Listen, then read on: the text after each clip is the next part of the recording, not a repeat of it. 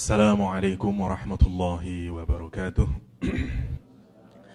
Alhamdulillahirabbil alamin wassalatu wassalamu ala asrafil anbiya wal mursalin wa ala alihi wa ashabihi ajma'in. Allahumma salli ala Muhammad wa ala ali sayyidina Muhammad walhamdulillahirabbil alamin. Ikhwa fillah rahimakumullah, alhamdulillahirabbil alamin. Kita dipertemukan kembali lagi dalam suasana iman dan Islam. Semoga Allah menguatkan dan mentsabatkan keyakinan kita, iman kita, tidak tergoda oleh apapun saja yang akan mengikis pelan-pelan apa yang kita yakini di dalam iman dan keberislaman kita. Amin, Allahumma amin. Ikhwa fillah rahimakumullah, pagi hari ini kita akan membahas Al-Mu'awwidhatain, a couple surah di dalam Al-Quranul Karim, dua surat yang biasanya dibaca secara bersama-sama oleh Rasulullah SAW, surat Al-Falaq dan surat An-Nas, ya, sesuai pesanan. Ya. Kulo mboten ngertos apakah nanti kita bisa menyelesaikan dua-duanya, tapi minimal insya Allah kita mulai dari surat Al-Falaq. Ya. Kalau masih cukup waktunya kita lanjutin ke surat An-Nas, tapi kalau enggak, hari ini kita berbicara surat Al-Falaq saja. Ya. Surat Al-Falaq adalah surat yang insya Allah semua orang muslim menghafalkannya. Akan tapi yang menarik, barangkali tidak semua di antara kita yang memahami secara detail apa itu Al-Falaq. Bahkan menarik, kata Al-Falaq sendiri nanti ternyata banyak sekali maknanya. Di antaranya ada yang memaknai sebagai subuh, ada yang memaknai falak sebagai jubun atau sumur fi jahannam, di neraka jahannam. Ada yang menafsiri dengan as-sijnu fi jahannam, neraka di dalam neraka jahannam, dan yang lainnya dan yang lainnya. Tapi yang menarik, saya ingin mengawali dari beberapa fadilah atau keutamaan dua surat Mu'awwidhatain. Yang pertama, ada hadis dari Rasulullah SAW, kata salah satu hadis adalah laqad unzilat alayya suratan, kata Rasulullah SAW, dan sungguh telah turun kepadaku dua surat, ma unzila mislahuma, yang tidak diturunkan semisalnya. Karena istimewa sekali dua surat ini, Al-Falaq dan An-Nas. Wa annahu la yaqra ahadun, dan sesungguhnya siapa saja yang membaca, maka kata dia, siapapun saja yang membaca surat ini, yakni Al-Falaq dan An-Nas, maka pasti orang itu apa? Ahabba wala ardu indallahi ta'ala minhuma. Allah pasti mencintai dan meridhoi. Tidak ada lagi yang lebih dicintai dan tidak ada lagi yang diridhoi dengan orang yang membaca Al-Falaq dengan An-Nas. Tentu nanti kita akan lihat kenapa kok kemudian orang yang mengapresiasi, bertadabbur, mengamalkan Al-Falaq dan An-Nas, Allah sedemikian senangnya sehingga cinta dan ridhonya diturunkan bagi mereka. Nanti kita akan melihat hubungannya, karena sesungguhnya dua ayat ini adalah dua surat yang menunjukkan kepada kita kelemahan diri kita dan kepentingan kita untuk bergantung kepada Allah Subhanahu wa Ta'ala, menunjukkan fakir kita di hadapan Allah Subhanahu wa Ta'ala dan sungguh-sungguh mengharap bantuan dari Allah Subhanahu wa Ta'ala. Dan sungguh predikat terbaik dari makhluk yang bernama manusia ini, kalau dia bisa mengekspresikan kebutuhannya kepada Allah, fakirnya di hadapan Allah, DP-nya di hadapan Allah Subhanahu wa Ta'ala. Yang pertama, ada banyak fadilahnya. Misalnya ada hadis lain dari Uqbah bin Amir, qala qultu ya Rasulullah aqri'ni surah Yusuf wa surah Hud. Uqbah bin Amir berkata kepada Rasulullah, ya Rasulullah, bacakan untukku, kata dia, ajari aku ya Rasulullah surat Yusuf dan surat Hud. Qala ya Uqbah iqra' bikul a'udhu birabbil falak. Kata Rasulullah SAW, bacalah kul a'udhu birabbil falak fa innaka lan taqra' suratun ahabba ilallahi wa ablagha minha. Kata Rasulullah SAW, bacalah surat Al-Falaq karena Allah akan mencintaimu. Ya, karena Siapapun yang baca Al-Falaq, Allah akan mencintai dia. Allah akan mencintai dia. Ini yang menarik untuk kita renungkan, dan kita ingin melalui kajian ini kita mendapatkan curahan rahmat dan cintanya Allah Subhanahu wa taala. Karena itu mari kita jaga niat kita untuk sungguh-sungguh memahami surat Al-Falaq ini dan kemudian mengamalkannya, memasukkan ke dalam batin kita dan menjadi bagian tidak saja dari ingatan kita, tapi dia nanti menjadi gerak amal batin kita di dalam kehidupan kita sehari-hari. Amin Allahumma amin. Kita lihat sekarang backgroundnya atau asbab nuzul dari surat Al-Falaq. Surat Al-Falaq kira-kira turun setelah peristiwa Hudaybiyah. Kapan hari kita pernah berbicara peristiwa Sulhul Hudaybiyah. Jadi kira-kira tahun ke-6 ke-7 Hijriah. Sebagian meluncurkan. Karena itu sebagian menganggap ayat surat Al-Falaq ini adalah surat Madaniyah. Tetapi menurut riwayat Ikrimah dan Ibnu Abbas misalnya menyatakan bahwa surat ini adalah surat Makkiyah. Kita lihat pada saat itu orang-orang Quraisy dan orang-orang munafik merasa bahwa sekarang Rasulullah Shallallahu Alaihi Wasallam sudah sedemikian kuatnya, karena merasa bahwa Rasul dan orang-orang Muslim yang ada di Madinah bahkan berhasil membuat perjanjian dengan orang Makkah yang dulunya belum pernah orang Makkah ngajak perjanjian dengan Rasulullah SAW. Kalau Rasulullah meminta perjanjian, kalau orang-orang kafir mempersilahkan atau berani melakukan perjanjian dengan Rasulullah SAW, artinya bahwa sekarang orang Quraisy merasa Madinah semakin kuat. Karena itu orang-orang Yahudi merasa, wah ini susah banget sekarang ini posisi kita dan segala macam.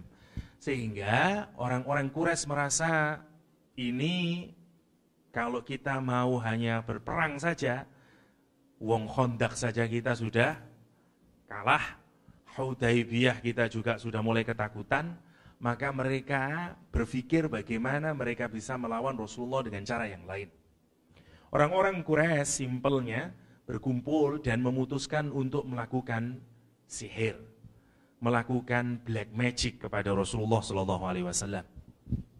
Dan mereka mengerti bahwa orang yang paling jago di bidang sihir itu ada orang, sebagian menyatakan orang Yahudi, sebagian menyatakan dia ini orang munafik, tapi dia alainya atau apa bahasa sekarang, CS-nya, ya. CS-nya orang Yahudi, namanya Labid bin A'sam, namanya Labid bin A'sam, tidak perlu dihafalkan, tukang sihir nih. Kalau sahabat Nabi dihafalkan, Labid bin A'sam namanya. Labid bin A'sam ini top-topannya tukang sihir Arab zaman itu. Ternyata menarik, apalagi kayak di Indonesia, kita semuanya tahu negeri kita ini tidak lepas dari kelenik, magic, mahabbah, lentre, dan segala macamnya itu. Dan variasi di kita ini. Itu yang menarik. Tetapi yang menarik sebenarnya, magic, kelenik, dan lain-lain itu tidak hanya khas orang Arab atau orang Indonesia. Tapi hampir ini merupakan kebudayaan yang sifatnya universal.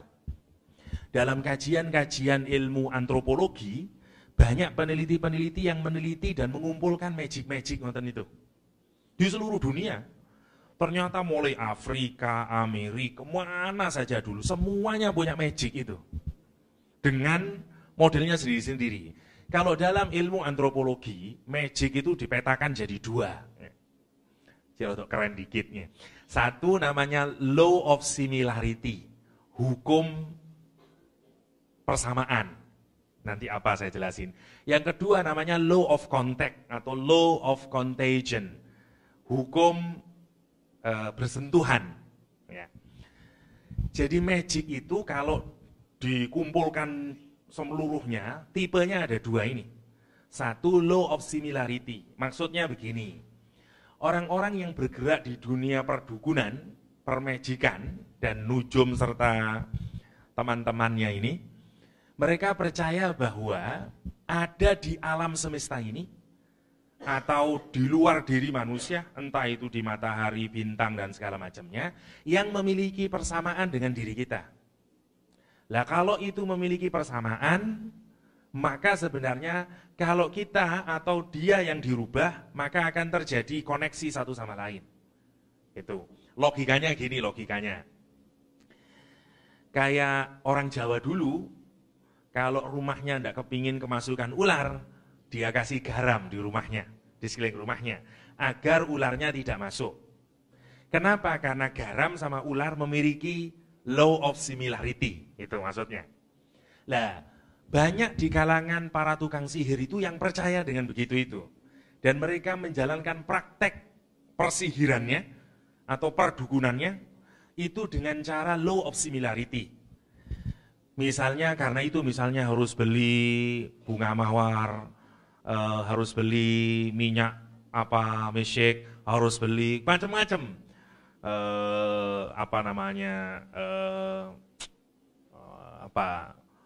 Ayam hitam, ayam putih, dan segala macamnya. Karena mereka meyakini ada persamaan itu.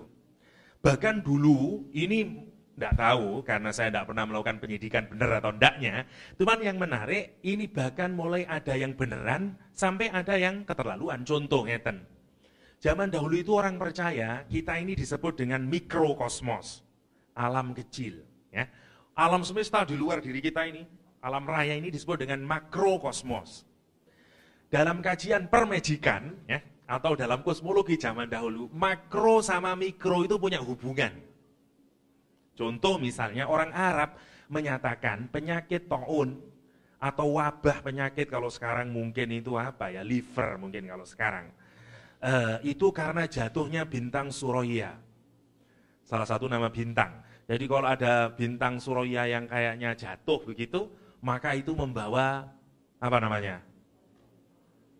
penyakit taun, mewabah. Sampean mungkin tidak percaya, bahkan orang Inggris dulu percaya. Dari mana asalnya Queen Elizabeth itu, mbah-mbahnya dulu? Dari komet. Mereka percaya bahwa dulu ada komet melintas di atas Great Britain, di atas Inggris Raya itu. Yang orang-orang dahulu menyatakan, oh ini berarti Tuhan sedang mengirimkan anaknya ke dunia. Dan lahirlah menjadi yang sekarang itu putunya jadi Pangeran Charles dan segala macamnya itu. Karena itu mereka diyakini sebagai anaknya sana, Dewa Langit sana. Dewa Langit. Macam-macam, semua meyakini itu, ada keyakinan dan segala macamnya. Bahkan yang menarik, alat untuk kecantikan perempuan disebut dengan apa? Kosmetiknya. Dulu kenapa? Awalnya kalau orang perempuan sedang mengalami menstruasi, maka dia dilarang untuk melihat bulan atau melihat ke langit, karena akan mengguncangkan makrokosmos, merusak sistem tata surya, kira-kira gitulah ya. Atau merusak sesuatu yang di sana, jadi tidak bagus, susunannya jadi tidak benar. Karena itu mereka tidak boleh mendongak ke atas. Yang kedua, mereka harus diungsikan, dijauhkan dari rumahnya, diletakin di gua, diletakin di kamar khusus, dan dikasih tanda di pipinya merah-merah. Sebagai tanda dia sedang mengalami menstruasi. Nanti lambat laun, merah-merah itu disebut dengan kosmetik, dari kata kosmos. Ingat tadi dari makrokosmos sama mikrokosmos. Karena itu disebut dengan kosmetik. Dalam antropologi memang begitu ceritanya. Karena itu jangan terlalu keren banget saya pakai kosmetiknya. Ditanya lagi dapat ya Mbak. Ya, menarik kalau kita lihat. Namanya law of similarity. Orang percaya dengan itu. Dan sampai sekarang banyak orang melakukan praktek-praktek perdukungan dengan cara law of similarity. Yang kedua disebut law of contact atau hukum Karena ada konteksnya. Jadi ada bagian dari diri kita, entah rambut, entah kuku, entah bajunya, entah apa, yang nanti diambil di Wong Wilaheng, ya, enggak tahu saya. Habis gitu nanti akan bisa masuk magicnya, santetnya dan segala macam. Atau yang umum misalnya yang berawal dari Afrika namanya voodoo, ya. Jadi kita bikin boneka, bonekanya digambarin dengan dia, dan nanti itu dipakai oleh Labid bin A'sam. Karena itu, kalau orang barat menyangka itu karena, ya, kenapa ada dua hukum itu, kalau orang barat mikirnya, karena kita belum ngerti benar hukumnya alam semesta. Karena itu kita mikir-mikir, kenapa ya kok bisa begini, kita ngait-ngaitin dengan sesuatu yang abstrak, ngaitin dengan sesuatu yang magical, ngaitin dengan sesuatu yang supranatural. Begitu ketemu sains, hilang ini pelan-pelan. Tapi yang menarik ternyata dalam agama, magic ini ya juga ada ternyata. Dan ini yang juga yang nanti dilakukan oleh Labid bin A'sam. Jadi bikin boneka, terus nanti rambutnya itu dikasih titik-titik, kasih paku, dililitkan rambutnya. Terus disebul-sebul, ya, dan segala macam, kena sihir orangnya.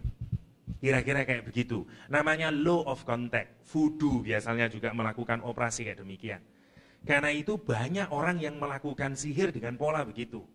Dicuri rambutnya, dicuri kukunya, dicuri pakaiannya, bahkan yang lebih modern sekarang foto. Saya bahkan dikasih tahu, ada orang deteksi itu apakah orang kena sihir atau enggak, cukup dengan foto, ya. Jadi sekarang cuma difoto, send pakai WA, dideteksi. Oke, kena sihir. Jadi sudah tukang tenunnya itu sudah keren ya, sudah modern sekarang. Wallahu a'lam. Tapi orang Indonesia, kebudayaan kita masih sangat kuat dengan itu. Kebudayaan kita belum lepas dengan itu. Apakah di barat hilang? Enggak, tetap aja ada. Dan masih banyak yang kayak demikian itu. Dulu dipercaya waktu awal-awal zaman modern itu akan hilang. Tapi ternyata sekarang semakin modern, ternyata itu enggak hilang-hilang, ya tetap ada aja. Dan sekarang orang mencari bener enggak, bagaimana logikanya dan segala macamnya. Mungkin sebagian dari kita tahu kalau orang kena santet, dari perutnya bisa keluar paku dan segala macamnya. Tradisi-tradisi yang umum ya. Kalau Madura biasanya di daerah Kalianget yang banyak misalnya, daerah Banyuwangi yang segala macamnya yang dulu terkenal. Oke. Terlepas dari situ, ceritanya orang-orang Quraisy itu meminta bantuan kepada Labid bin A'sam. Labid bin A'sam ini punya putri yang menjadi penerus sihirnya. Jadi expert juga putrinya ini. Dia meminta kepada Labid bin A'sam. Ceritanya kemudian, saya tidak bacain saja, saya ceritakan aja biar menarik. Caranya adalah dia meminta rambut Nabi Muhammad SAW. Nabi memiliki budak laki-laki masih kecil dari orang Yahudi. Dia yang diupah untuk mencuri rambutnya Nabi Muhammad SAW. Sisir Nabi Muhammad dicuri oleh budak ini. Yang ada rambutnya Nabi Muhammad SAW dikasihkan ke Labid. Kemudian Labid bikin kayak voodoo itu, diikatkan rambutnya Nabi, dikasih dengan jarum sebanyak 11 jarum. Ditaruh di mayangnya kurma jantan, diletakin di bawah batu, diletakin di bawah sumur, diletakin, jadi ada batu di bawah sumur, diletakin di bawahnya, sumurnya namanya The Irwan, ditaruh di bawahnya. Pertanyaannya, misalnya yang ditanyakan oleh Syekh Al-Harari dalam tafsirnya Hadaiqur Ruh wa Raihan. Bukankah Allah Subhanahu wa taala, kata Imam Al-Harari, kata dia, kaifa yu'thirus sihr? Bagaimana sihir itu bisa mengenai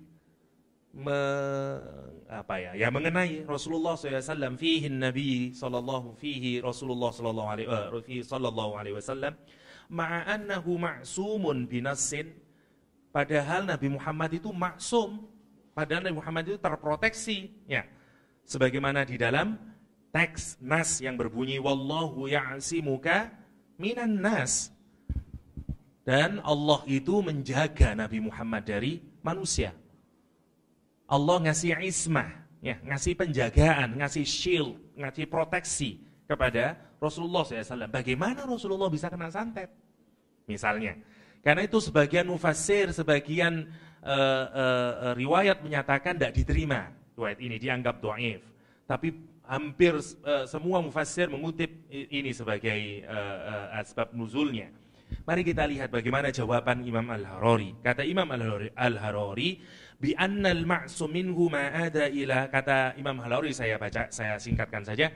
Kata Imam Al-Harari, maksum itu terproteksi, ya, Nabi itu diproteksi oleh Allah dalam 3 hal minimal. 1, tidak bisa hilang akalnya, dibikin kayak orang tidak waras. Terus yang kedua, Nabi dijaga oleh Allah sehingga Nabi akan tetap bisa menjalankan syariahnya Allah SWT. Tahu tetap mana salah, mana benar, dan segala macamnya.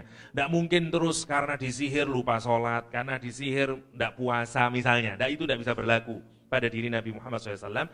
Dan yang ketiga, tidak bisa disihir yang membawa kepada kematiannya. Tapi kalau dampaknya dari sihir, karena Nabi itu juga manusia tetap bisa. Sebagaimana misalnya di perang Uhud, ya, bahkan ada besi yang menusuk ke pipi Rasulullah SAW. Sampai ketika dicabut oleh sahabat, giginya sahabat harus tanggal juga karena masuknya terlalu dalam. Jenengan bertanya, Nabi kok tidak sakti, Ustaz? Kok kalah lawan debus misalnya? Dan segala macamnya. Karena Nabi punya sifat insaniyahnya yang sama, basyariahnya dengan kita sebagai manusia. Karena kalau Nabi sakti, kalau Nabi misalnya tidak begitu, bagaimana kita mencontoh Rasulullah SAW? Susah jadi teladan, ya. Namanya nanti banyak alasan kalau Nabi, ya Nabi Ustaz ngomong kebal ya. Nah saya kalau kebal ya berani jihad. Gitu nanti namanya. Jadi secara basyariah Nabi sama seperti kita, tapi dia tetap diproteksi. Beliau tetap diproteksi oleh Allah SWT. Itu jawaban yang Harari, yang menurut saya jawaban yang cerdas. Ya. Jadi wajar, efeknya tetap dapat, tapi tidak seperti orang kena sihir yang jarumnya di dalam perutnya dan segala macamnya, terus lupa ingatan, tidak sholat dan segala macam, enggak sampai begitu. Aisyah misalnya melaporkan apa yang dialami Rasulullah SAW. Rasul merasa kayak pegal-pegal. Kalau kita kan tiap hari pegal-pegal. Habis bangun tidur, kesel kabeh. Kira-kira kayak begitu. Kayak orang darah tinggi lagi naik. Kayak enak kabeh di sini, kayak begitu. Itu saja. Jadi the least effect of black magic. Kira-kira itu aja yang bisa dirasain oleh Nabi Muhammad SAW. Dan Nabi kemudian berdoa kepada Allah, minta disembuhkan, ya. Mimpi kemudian Rasulullah SAW kedatangan 2 malaikat, yang malaikat itu ngobrol satu sama lain. Ini kenapa ini? Diomongin kata dalam mimpi itu Rasulullah lagi berbaring atau Rasulullah yang sakit itu, 2 orang ini sedang ngomong dan keduanya berada di satu di dekat kepalanya Rasulullah SAW, ya. Fajalasa ahadum inda ra'si wal akhar inda rijli. Satu di dekat kepalanya Rasul, yang satu di dekat kakinya Rasulullah SAW. Terus ngobrol satu sama lain, tapi Rasulullah lagi mimpi ini, di dalam mimpinya. Dia berkata satu sama lain, ma waja'ar rajul. Ada apa terjadi? Sakit apa orang ini? Kira-kira gitu, ya. Qala madbubun, dia kena sihir, kata dia. Wa man tabbahu, siapa yang menyihir? Labid bin Naqsom. Jadi di mimpi itu jelas semuanya, namanya Labid bin Naqsom, sampai caranya semuanya ditunjukin, diomongkan sama 2 orang ini, ya. Al-Yahudi min Bani Zurek, Labid bin Naqsom, orang Yahudi dari Bani Zurek. Qala fi madza, dengan cara apa dia bisa mensantet? fi mishtin wa mishtati wajah fi tol'ati dhakarin, disebutin semuanya dengan cara sisirnya Nabi terus diambil, diletakin di mayang kurma yang jantan, ditaruh di bawah batu, batunya dibawa di sumurnya di fi bi'ri dirwan, di sumur dirwan, bi'ri dirwan, dan segala macamnya. Setelah bangun, Rasulullah SAW kemudian sebagian riwayat menuturkan meminta kepada sahabatnya mengambil, sebagian riwayat menyatakan Rasul ke sana ngambil, dan yang menarik nanti diambilin satu-satu oleh Rasulullah SAW jarumnya itu yang ada ikatan rambutnya Rasulullah. Jarumnya ada berapa tadi? 11. Surat ayatnya Qul a'udzu birabbin nas, dan surat banyaknya ayatnya Qul a'udzu birabbil falaq, kalau jumlahnya ada 11. Qul a'udzu birabbin nas, malikin nas, ilahin nas, min syarril waswasil khannas, alladzi yuwaswisu fi sudurin nas, minal jinnati wan nas. Qul a'udzu birabbil falaq ila akhirih, jumlahnya 11. Menawi kula mboten kelintu, tapi insyaallah bener nih. 5 surat Al-Falaq, 6 surat An-Nas, 11. Nabi nyabut satu sambil baca satu. Qul a'udzu birabbin nas, qul a'udzu birabbil falaq, min syarri ma khalaq, wa min syarri ghasiqin idza waqa, wa min syarri, sampai qul a'udzu birabbin nas terakhir 11 selesai. Kata Nabi, aku seakan enak saiki, seperti bebas dari kayak beban kayak orang habis makan seafood berat kabeh karena kolesterol misalnya kayak gitu. Habis itu nguntal apa jadi enakan wis kayak ngono lah gampangannya. Itu aja yang dirasakan ya. Itu saja. Jadi ini yang melatar belakangi surat Muawwidzatain. Karena itu disebut dengan 2 surat perlindungan atau Al-Muawwidzatain. Nabi sendiri yang ngasih nama surat Al-Muawwidzatain ya. Itu backgroundnya atau asbab nuzul surat Al-Falaq dan An-Nas ya. Sebagai couple. Karena itu yang menarik, apa hikmah dari mimpi ini sebelum kita masih belum ke tafsirnya ya. 1, mimpi salah satu ciri ru'ya sholihah adalah kalau jenengan bangun tidur itu mimpinya masih detail diingat. Dan terus ingat terus, kalaupun setelah 6 bulan masih ingat terus, itu tanda ru'ya sholihah salah satunya. Sebagaimana Nabi Muhammad tadi jelas sekali namanya ini labib dan segala macamnya. Kita sering mimpi jelas, tapi mari mimpi apa ya mambengnya. Nah, itu ciri kembang tidur ya. Tapi kalau jenengan detail sampai kelambine apa, ngomongnya apa, meseme apa, duduke apa dan segala macamnya, itu ciri ru'ya shalihah. Misalnya sampean yang misalnya orang tuanya sudah meninggal, mimpi ketemu bapaknya, mimpi ketemu ibunya, tapi detail. Ingat benar bapak ngomong apa, tangi turu seiling. Bapak ngajari aku ngomong ngene, wiritan, kongkon ngene, kelambine ku ijo. So cerita semuanya detail. Nanti dapat setahun cerita masih ingat. Gini. Itu biasanya benar-benar ru'ya sholihah. Jadi kan benar-benar bertemu ibuke atau bertemu bapaknya. Di mana? Di alam ruh. Karena sebagaimana kata Ibnu Abbas, kalau sekolah mboten kelintu, sebagaimana dikutip oleh Ibnu Katsir, bahwa rohnya orang yang mati dengan rohnya orang yang hidup bisa bertemu. Di mana? Di alam ruh. Ketika apa? Ketika orang bermimpi. Ru'ya shalihah. Karena itu, kalau mimpi, dengan mimpi Nabi Muhammad, ya ketemu Nabi Muhammad itu sebenarnya. Benar-benar ketemu. Tetapi di alam ruh. Di alam ruh. Ya. Itu yang menarik ya kalau kita renungkan dari asbab nuzul dari ayat ini. Oke, sekarang kita lihat satu persatu. Bismillahirrahmanirrahim. Qul a'udzu birabbil falaq. Kata qul, katakanlah Muhammad. Kata qul ada beberapa hikmah yang bisa kita ambil karena surat ini diawali dari kata qul. Yang pertama, kalau kita merasa memiliki kelemahan atau kita merasa tidak mampu, maka biasanya kita ingin ditolong oleh orang lain. Tetapi kadang seseorang itu tidak mau mengungkapkan kelemahan dirinya atau tidak mau minta tolong karena beberapa hal. Satu, karena malu, boleh jadi. Yang dua, karena dia masih merasa mampu. Padahal sudah tidak mampu, tapi kalau saya minta tolong, harga diri saya turun. Jadi ada dua orang itu tidak mau minta tolong, karena dia malu, atau karena dia egois. Sorry yo, aku meskipun begini, kalau saya minta tolong daripada saya tidak punya harga diri, mending saya sengsara. Asalkan saya tidak bisa minta tolong sama dia. Kira-kira kayak begitu.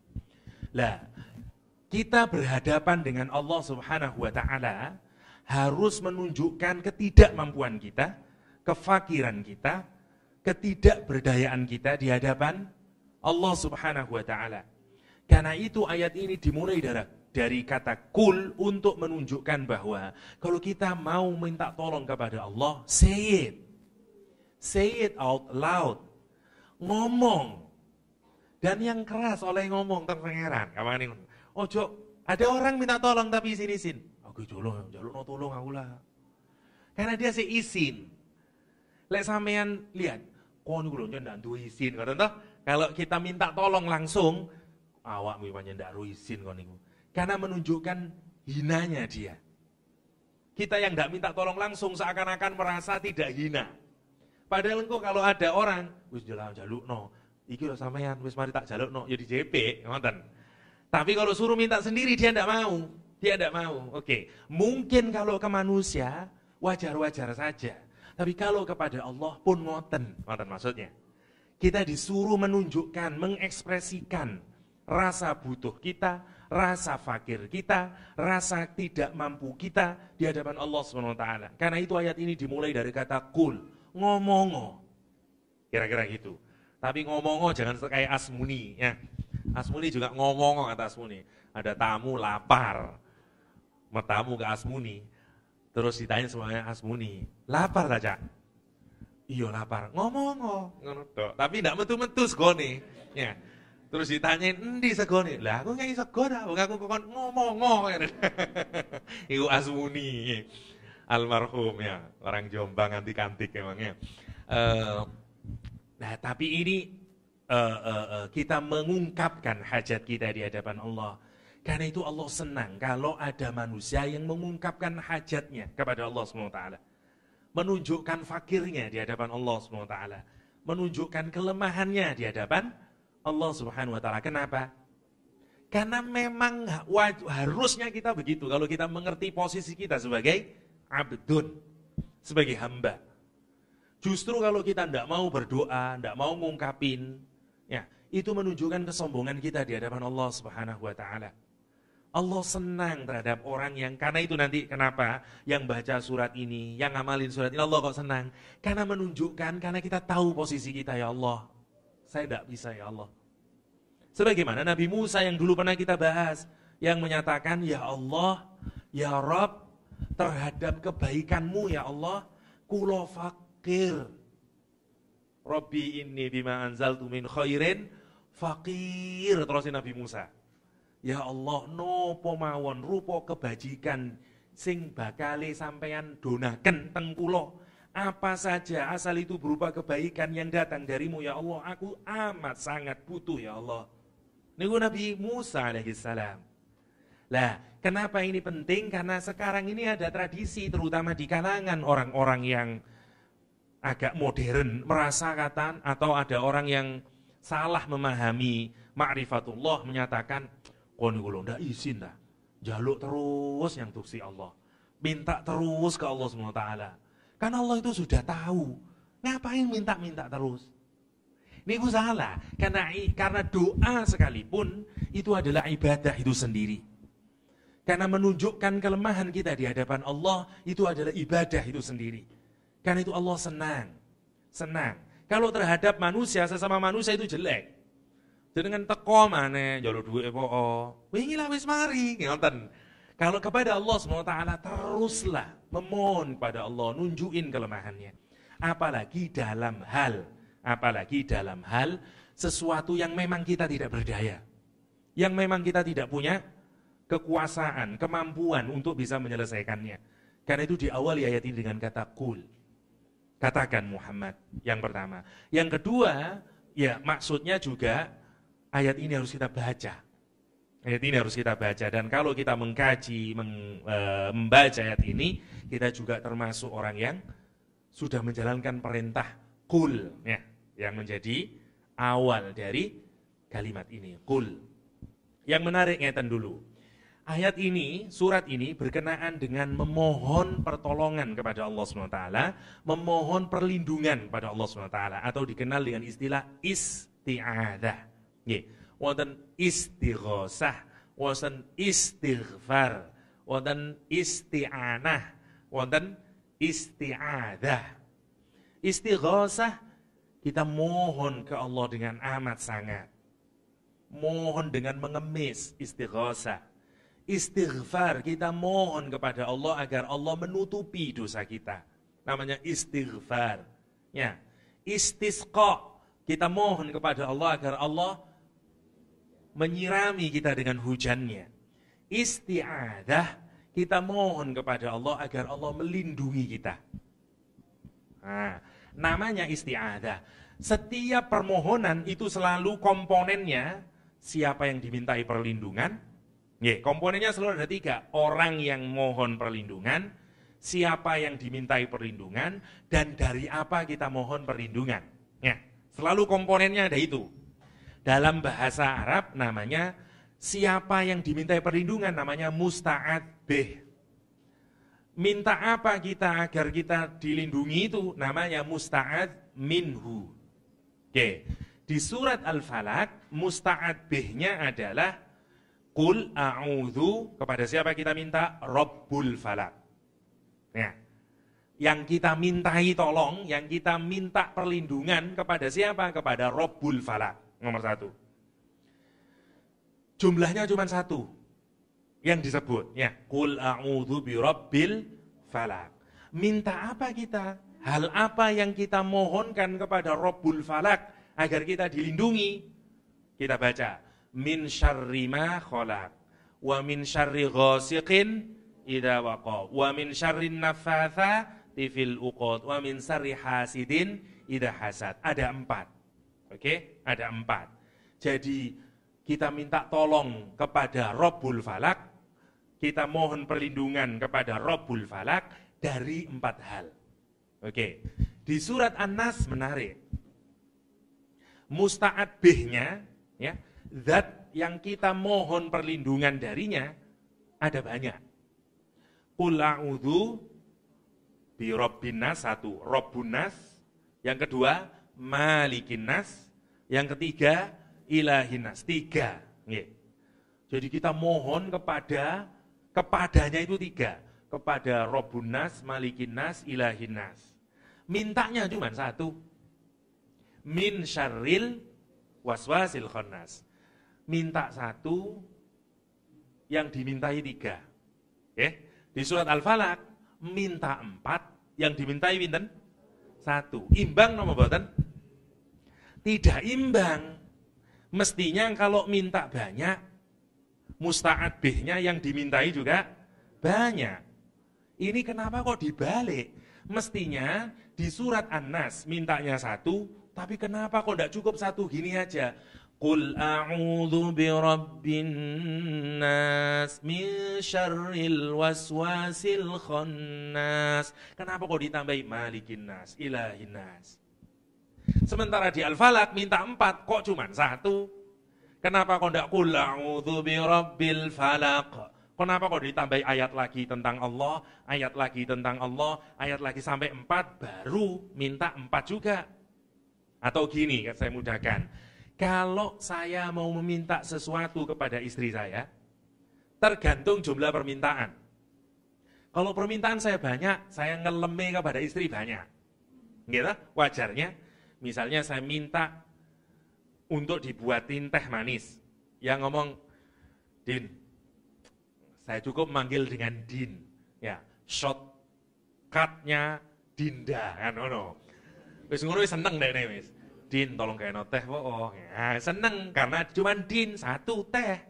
Tapi kalau saya minta yang banyak lagi, nasi goreng plus teh plus apa lagi, Din, sampai api harus ada 2, harus tambahan. Karena kita mintanya banyak. Oke? Wajar ngeleme akeh, njaluke akeh. Ayat ini menarik, surat ini.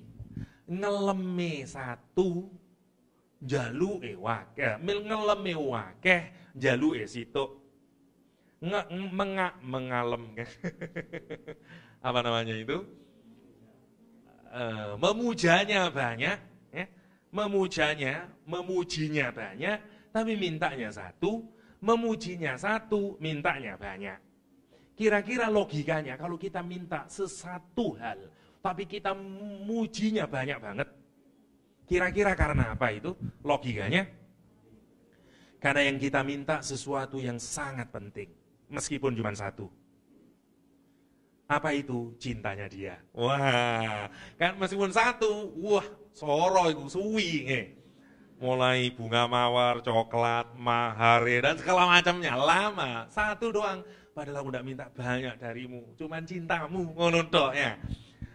Mintanya banyak, lama, sama dengan surat An-Nas. Kita minta 1, karena yang 1 itu mengalahkan yang 4 ini. Ngoten. Karena yang 4 ini biasa saja, itu es teh, kopi, nasi goreng, nasi uduk, ngono tok. Yang ini cinta ya. Ya ini susah, karena itu maksudnya. Nanti kita lihat apa lebihnya An-Nas, apa lebihnya permintaan yang ada di surat Al-Falaq. Waktu kita ngaji An-Nas saja, kita bedakan perbedaannya. Oke. Kul, sudah selesai. Kul a'udhu. A'udhu dari kata ada, ya'udhu, atau a'ada. Ya. Ada artinya berpegangan. Kalau jenengan melihat anak kecil, ya, yang nangis, kemudian dia memegang tangan ibu, karena dia takutan misalnya ada kucing, garong, ya, kucing tok lah ini. Ada kucing, terus dia berpegangan terhadap tangannya, dan kemudian dia merasa safe, merasa calm, merasa cool, senang anak kecilnya. Ibu tuh meneng. Namanya itu a'udhu. Oke? Jadi kita kalau gantung kepada sesuatu, karena kita ingin mendapatkan tempat perlindungan, namanya a'udhu. Dari kata a'ada atau isti'ada, makanya disebut dengan ta'awudz nanti. Ya, a'udzu billahi minasyaitonir rajim. Oke, kita lihat sekarang maknanya, ngeten. Karena itu maknanya kalau kita mencari sesuatu untuk berlindung, karena kita ketakutan terhadap sesuatu yang kita sudah tidak punya daya untuk melawannya, namanya ta'awudz. Lah, yang menarik Ustadz, saya tidak takut sama Quran. Saya ini mau baca Quran. Lah kok saya disuruh a'udzu? Kalau tadi ada kucing, anak kecil takut, dia lari ke ibunya, pegang tangan ibunya dan takut, dia bilang a'udzu, fine. Tapi kalau saya membaca Quran, kenapa kok saya harus a'udzu billah?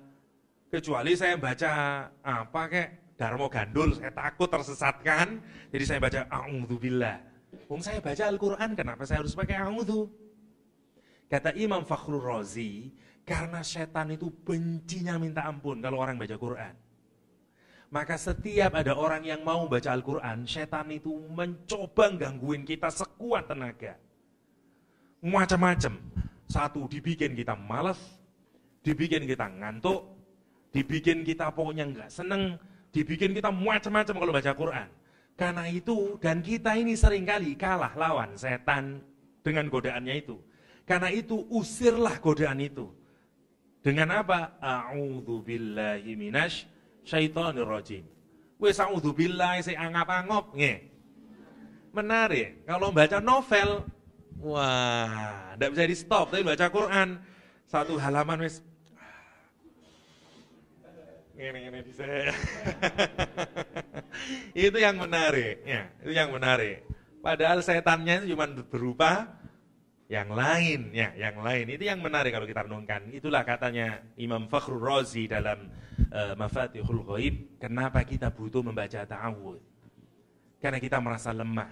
Kalau kita lemah karena digoda oleh setan, karena jiwa kita yang belum kuat, karena itu kita harus berlindung kepada yang maha kuat. Kalau jenengan berlindung kepada yang maha kuat, meskipun lemah menjadi kuat. Ya, Jangankan berlindung ke yang kuat, hatta sampean kenal dengan Kapolda, meskipun ditangkap di pinggir jalan, sampean berlindung pada Kapolda. Pak kenal Pak siapa ngono. Wedi pun polisi niku. Itu hebatnya ta'awud, ya, hebatnya ta'awud, ya. Jadi karena kita berlindung, itu namanya a'udzu. Oke. Qul a'udzu birabbil falaq. Kepada siapa kita berlindung? Birabbil falaq. Kepada Rob Al-Falaq. Saya tidak menjelaskan Rob lagi, kita sudah sering menjelaskan Rob. Ya.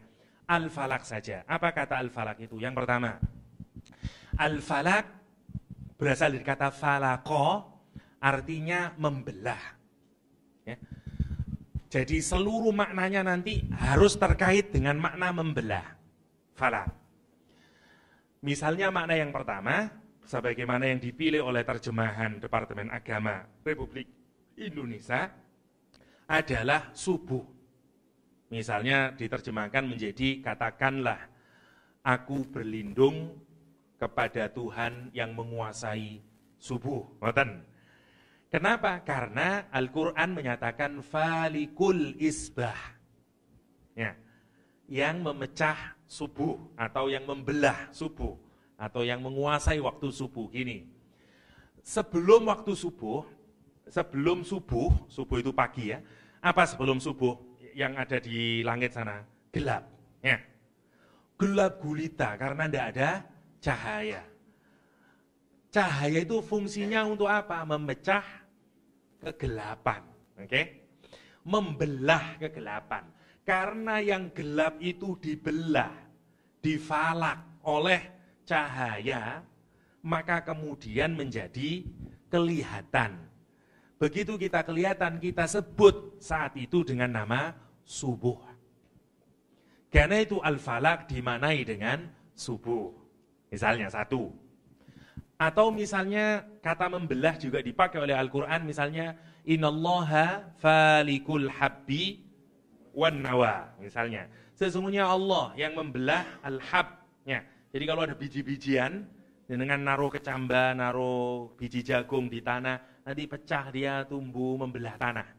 Muncul jadi tanaman. Namanya falikul habbi wan nawa. Dari kata itu diambil kata subuh. Nanti semuanya, semua maknanya dikaitin ke sana. Mana yang pertama adalah subuh. Ya. Yang kedua, kata Al-Falaq maknanya adalah ada tiga. Satu disebut dengan sijnun finnar, penjara di dalam neraka. Neraka itu penjara, tapi ono penjara di mana? Ya. Namanya sijnun finnar. Yang pertama, yang kedua ada yang menyebut bukan sijnun tapi jubbun. Finnari mughatta.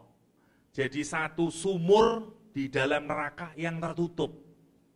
Idza futihat, kalau dibuka, soha, menjerit. Siapa? Jami'u ahlin nar, seluruh penduduk neraka.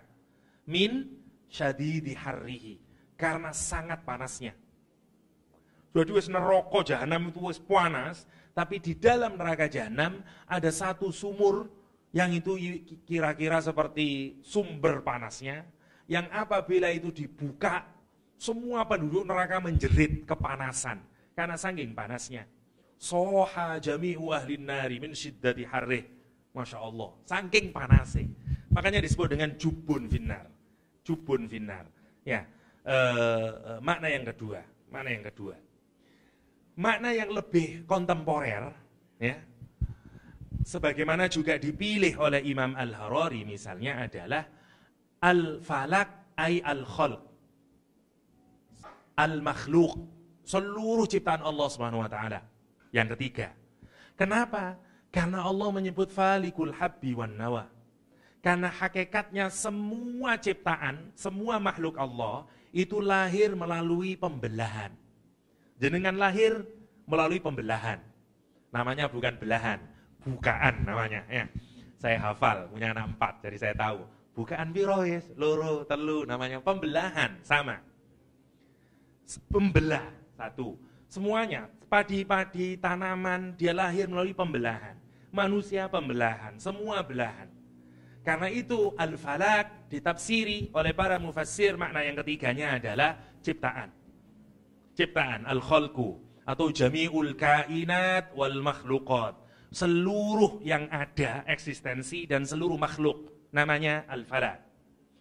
Yang paling kontemporer maknanya al-falak itu adalah Big Bang. Nah, tafsir zaman biyen nggak ada ini. Ini tafsir modern.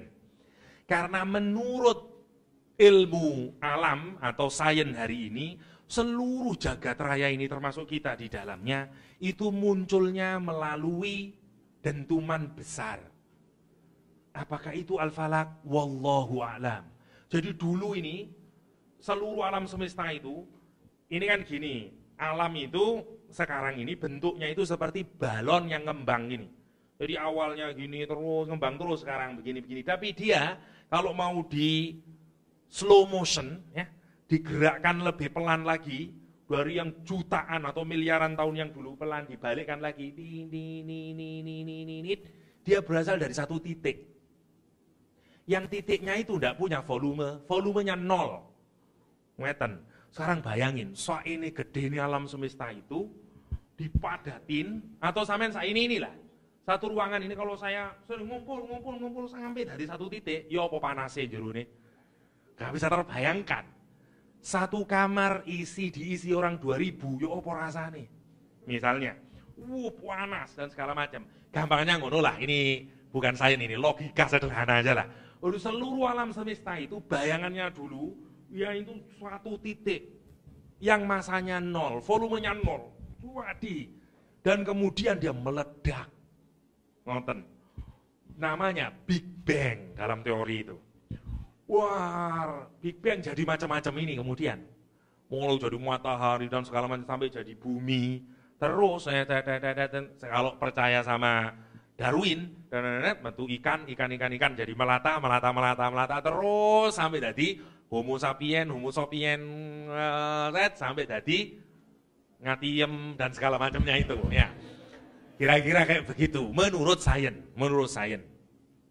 Dari mana dia tahu? Iya, karena benda itu kalau bergerak, ya, kalau dari dentuman awal ini terus dia bergerak terus, makin membesar terus gini, kayak pelembungannya di spool terus gini. Nah, kalau benda itu bergerak, itu menyisakan cahaya di belakangnya. Warnanya, ada warnanya. Merah, biru, kuning gitu. Nah, ngukurnya itu dari cahayanya itu. Cahayanya ini berarti sudah sekian juta tahun. Kalau cahayanya begini sekian juta tahun, ngoten. Sehingga orang bisa memahami, oh berarti planet yang di sana itu jaraknya sudah sekian ribu tahun. Yang di sana miliaran tahun, yang di sana dan segala macam. Sehingga orang bisa menentukan umur dunia ini. Gedek-gedek nih, menungso wis saged mikir gitu itu. Ya, itu yang menarik untuk kita renungkan. Jadi, apakah itu yang disebut dengan Rabbul Falak? Wallahu a'lam. Wallahu a'lam. Tapi nggih tidak salah karena secara logika masuk. Maka karena itu Al-Qur'an itu tidak bisa diterjemahkan. Karena bukan ngoten, Al-Qur'an bisa diterjemahkan. Karena itu terjemah Al-Qur'an bukan Al-Qur'an itu sendiri. Kenapa? Karena memang terjemahan selalu mboten lengkap. Ya napa terus terjemahkan? Qul a'udzu birabbil falaq. Katakanlah aku berlindung kepada Rabb yang menguasai seluruh makhluk. Koma, yang menguasai subuh. Koma, yang menguasai tidak mungkin. Ya, tidak bisa. Dan itu uniknya Al-Qur'anul Karim. Uniknya Al-Qur'anul Karim terus relevan. Dan sains membantu memahaminya. Tapi jangan kayak gini, kayak penafsiran sains ini kemudian sampean percaya 100%. Wes tidak boleh salah. Nanti kalau ilmu sains berkembang ternyata Big Bang salah, sampean nyalahno Qur'an ini. Salah Qur'an itu, bukan Big Bang. Kecuali kalau Al-Qur'annya bilang Qul a'udzu birabbik bang. Lah kalau gitu salahkan. Tapi kalau birabbil falak tidak boleh kita menyalahkan. Karena tafsiran Big Bang dari mana? Dari manusia. Al-falaknya dari Allah Subhanahu wa taala. Itu maksudnya. Tafsir apalagi yang birra'yi tetap harus boleh kita pakai untuk mematangkan pemaknaan, tetapi jangan dianggap seperti Al-Qur'an itu sendiri. Jadi kon salah, enggak ngono penafsirannya. Kalau penafsiran kita harus Antar mufassir bisa beda. Nggih, itu yang menarik dan itu indahnya Al-Qur'anul Karim. Bagi orang yang modern niku menarik, wong barat ngeten iki seneng. Lu Rabbil Falaq. Hebat Qur'annya. Kok bisa dia tahu Al-Falaq? Ngoten, ya. Bagi kiai kampung ngamuk, kok niku nafsiri ngawur ngoten. Masing-masing punya konteksnya, masing-masing. Tapi yang menarik, Masya Allah, kalau kita tafsiri, semuanya bisa masuk dan semuanya benar. Ya, berlindung, kenapa kok di waktu subuh, birabbil falak? Ya, misalnya, karena dia yang memecah kegelapan. Karena semua yang namanya penderitaan, semua yang namanya kejahatan, seringkali kita simbolkan dengan gelap. Sampean kalau tidak punya pengetahuan apa, tahu gelap. Ya tak? Kalau sampean dapat apapun dan segala macamnya dan susah tidak tahu. Gelap kayaknya sekarang semuanya. Rizki mampet gelap, semuanya gelap. Jahatan juga kegelapan, ya, semuanya. Karena itu Allah menyimpulkan, kita mohon kepada Allah yang bisa mendatangkan pagi, sehingga malam saya digantikan dengan subuh pagi, yang kemudian berubah hidup saya, karena kemudian matahari menyinari. Kira-kira kayak gitu indahnya. Itu disebut dengan birabbil falaq, birabbil falaq. Tapi kalau jenengan maknai dengan Rob yang menguasai seluruh makhluk hidup, benar. Karena kejahatan datang dari mana? Dari semua ciptaan Allah. Dan Allah yang memiliki semuanya. Makanya kalau saya mohon perlindungan dari Dia yang menciptakan. Semuanya ciptaan Allah. Karena itu kalau saya mohon perlindungan, saya tidak datang ke dukun, saya tidak datang ke siapapun, saya datang ke pemilik dukun. Saya datang ke pemilik dokter. Sebagaimana Nabi Ibrahim. Wa idza maridtu fahuwa yashfin. Kalau aku sakit, Dia yang menyembuhkan aku. Namanya Rabbul Falaq. Ngoten, itu yang menarik. Yang pertama, Qul a'udzu birabbil falaq. Kita minta tolong dari apa? Ada 4. Kita lihat secara mudah dulu. Min syarri ma khalaq, dari kejahatan apa saja yang Allah ciptakan. 1. Yang kedua, dari min syarri ghasiqin idza waqab, dari kejahatan malam ketika sempurna gelap gulitanya. 2. Yang ketiga, dari kejahatannya nafathi fil uqad, dari kejahatan orang yang sedang meniupkan dalam ikatan. Sihir, atau bahasa Indonesia bukan meniupkan sebenarnya, bahasa Jawanya nyembur, ya. Karena dukun nyembur. Nah, gitu itu namanya nafathi fil uqad. Yang terakhir, min syarri hasidin hasad, dari kejahatan orang yang berhasud. Kata para ulama, susunan Allah ngatur 4 ini menarik.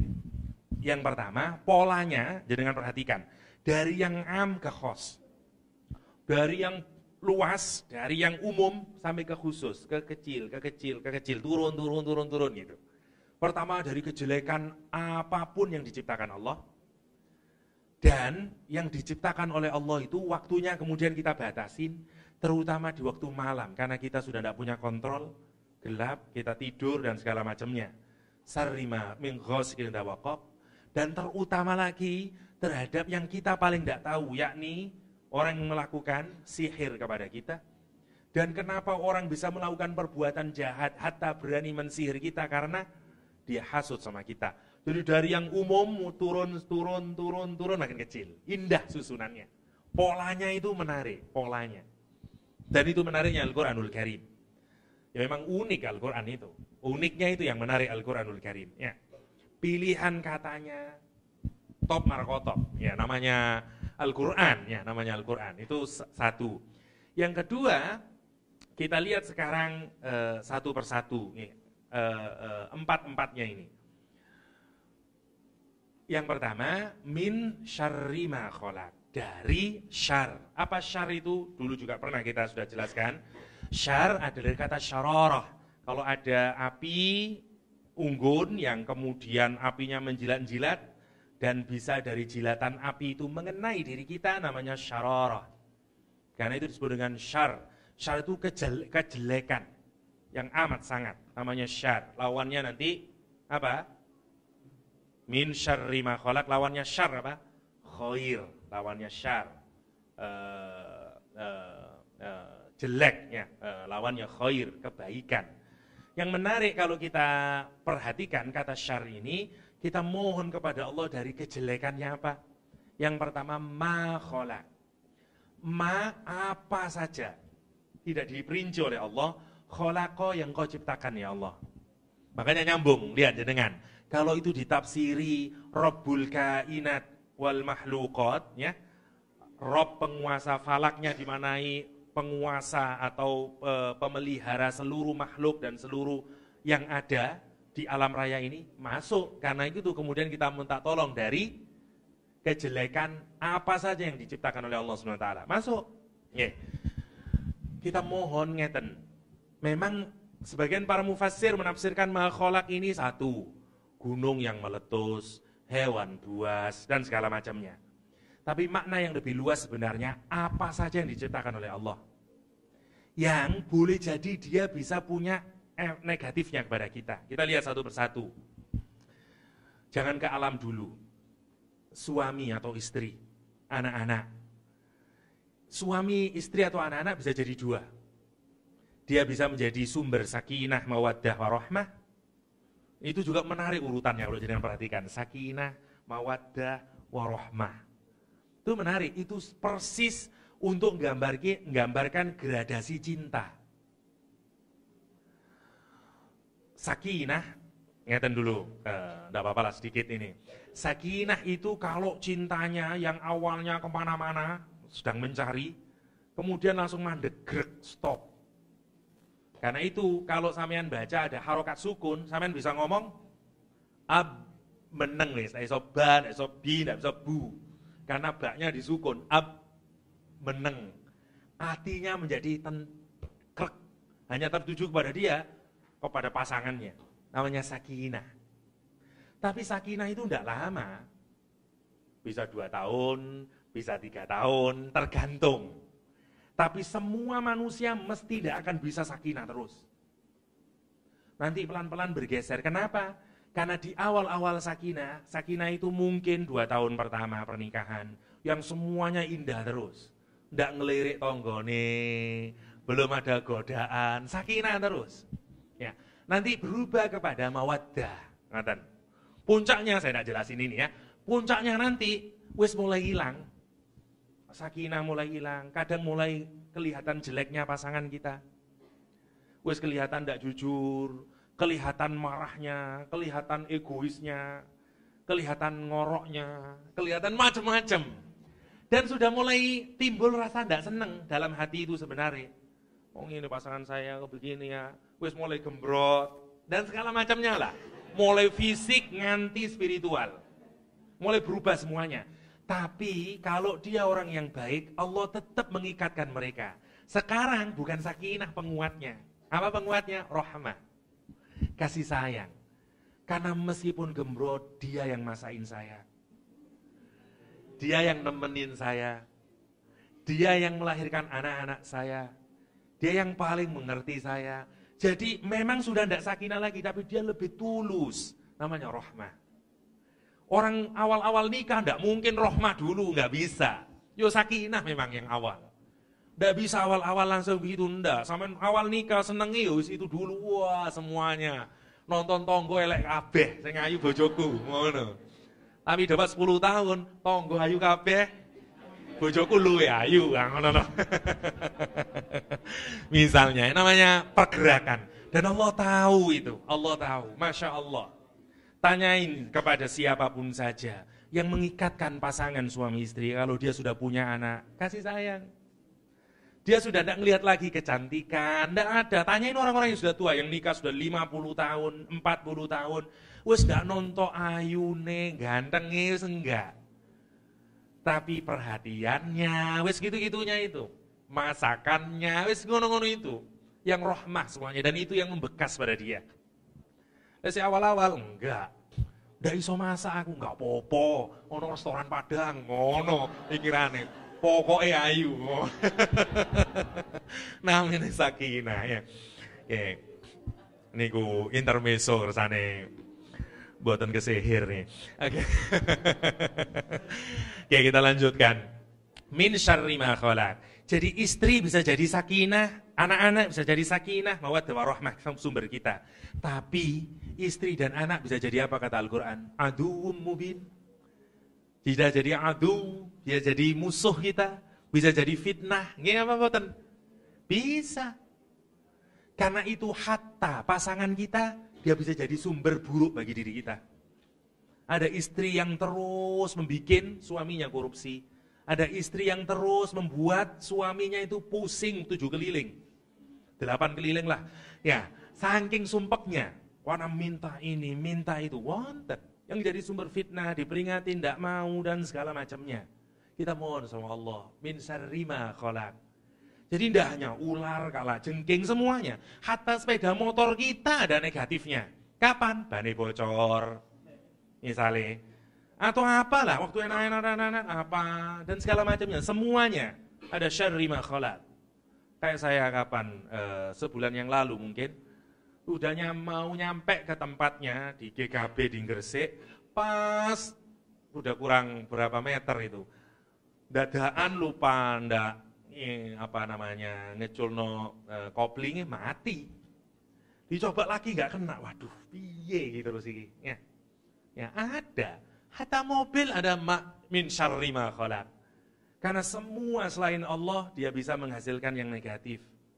Tapi yang menarik, seluruh permintaan ini tidak ada kita alamatkan misalnya, aku mohon perlindungan dari kejelekan keputusanmu ya Allah. Nggak ada. Karena apapun yang datang dari Allah kebaikan. Itu. Yang jelek dari mana? Makhluk. Karena itu kita mohon apa? Min syarri ma khalaq. Apa yang kau ciptakan? Bukan khalik, tapi khalaqa yang engkau menciptakan ya Allah. Kalau darimu semua baik. Kalau itu orang anggap jelek karena orangnya yang tidak paham. Ya, padahal udah dikasih yang terbaik. Bagi Aisyah, bagi Asiyah, Fir'aun adalah istri yang terbaik. Coba kalau tidak dapat istri Fir'aun, tidak bisa dia jadi ratunya wanita di surga, Ibu Asiyah. Ya tak? Maka pasangan suami terbaik bagi Asia adalah Fir'aun. Maka siapa yang ingin jadi Asia? Tinggal nyari Fir'aun saja, kan gitu. Karena itu yang terbaik. Kalau semua yang diberikan oleh Allah itu yang terbaik. Hanya kita yang menganggap itu sebuah kejelekan. Kita ngerti dari ayat ini menyatakan bahwa yang jelek itu dari makhluk, bukan darimu ya Allah. Kalau mau disingkatkan min syarri apa? Dari kejelekan makhluknya Allah. Itu maksudnya. Min syarri ma apa saja ya Allah. Khalaqa yang engkau ciptakan. Sekarang semuanya mengandung kejelekan. Hatta anak kita, hatta suami kita, organisasi kita, uang kita, atau apa sajalah. Atau apa saja. Apalagi tanaman dan segala macamnya. Petir saja bisa jadi dan segala macamnya. Masya Allah kalau kita renungkannya. Semuanya, kendaraan kita, apalagi pesawat, ya, wis tambah min syarri ma khalaq. Kita tidak tahu, yang menarik dan kita tidak tahu, itu masalahnya. Kalau kita tahu, kita merasa punya kemampuan.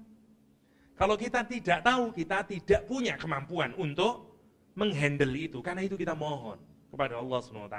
A'udzu birabbil falaq. Oke, yang kedua, min syarri ghasyiqin idza waqab. Ghasyiq ada dua maknanya. Ghasyiq maknanya malam. Misalnya aqimis sholata liduluki syamsi ila ghasaqil lail. Ya, ketika malam sudah gelap. Ya. Ghasyiq artinya malam. Yang pertama. Yang kedua ada yang menafsiri ghasyiq, sahih juga hadisnya, rembulan. Karena suatu saat Rasulullah juga pernah menyatakan ta'awwadhi, kata Rasulullah, mintalah Aisyah sedang bersama Rasulullah SAW, dan kemudian Rasulullah SAW menyatakan pada Aisyah, mintalah perlindungan kepada Allah min ghasyiqin idza waqab. Ya, dengan menunjuk kepada bulan. Karena itu sebagian maknanya ghasyiq adalah bulan. Lah, apa efeknya bulan? Jangan tanya saya. Tapi kalau tanya sama dukun, hitungan bulan-bulan akan begini, iya. Ada itu. bulan purnama, waktunya gini, dan segala macamnya semuanya. Karena kenapa sih urusan dengan jin dan segala macam perdukunan dikaitin dengan benda langit, bahkan disebut dengan ahli nujum, dengan bintang, karena tempatnya jin di sana. Memang nanti jin itu rapatnya, kumpulnya di laut memang kalau malam. Tapi dulina nih hangoutnya, ya, hangoutnya jin itu ya di sana. Tujuannya untuk apa? Untuk apa? Jurnalisme. Karena diutus oleh NH Surabaya ke sana. Ya. Jadi di sana dia mencari informasi, bocoran informasi dari malaikat-malaikat. Siapa tahu dia dapat, meskipun dilempari dan segala macamnya. Nanti itu diinformasikan kepada siapa? Yang nyembah dia. Dukun-dukun dan segala macamnya. Kayak begitu, makanya selalu dihubungkan ke sana. Entah ke bulan, entah ke dan segala macam. Bukan bulannya itu sendiri, tapi beberapa. Dan itu karena berkaitan dengan kita tidak tahu. Kita tidak tahu, itu yang dilakukan. Dipas-paskan makan kalau orang itu. Bulan harus gini, harus sekian, waduh, dan segala macamnya. Yang namanya, semuanya yang berkaitan dengan perdukunan kayak gitu. Mulai horoskop yang paling rendah sampai dukun-dukun itu. Semuanya begitu. Itu yang disebut dengan min syarri ghasiqin idza waqab. Ya, ketika muncul. Tapi kalau waqab sebenarnya maknanya macam-macamnya. Lubang sebenarnya awal makna literalnya. Jadi kalau ada batu yang lubang, ya, atau tanah berlubang, kemudian kena air tertutup lubangnya, namanya idza waqab, wis ketutup wis. Lah, sama dengan ghasiqin idza waqab, ketika gelap, idza waqab, ketika gelapnya itu telah menutupi semuanya. Ini gelap beneran, ya.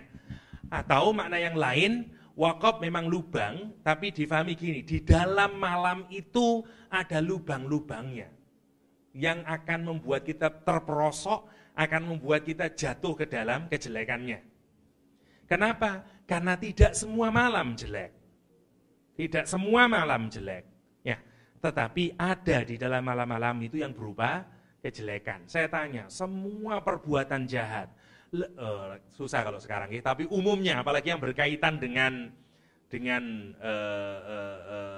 jin dan segala macam, terjadi di siang hari atau di malam hari? Malam hari. Saya tidak tahu, belum ada data ya. Tapi kalau masalah korupsi mungkin saya wallahualam apakah lebih banyak siang atau malam.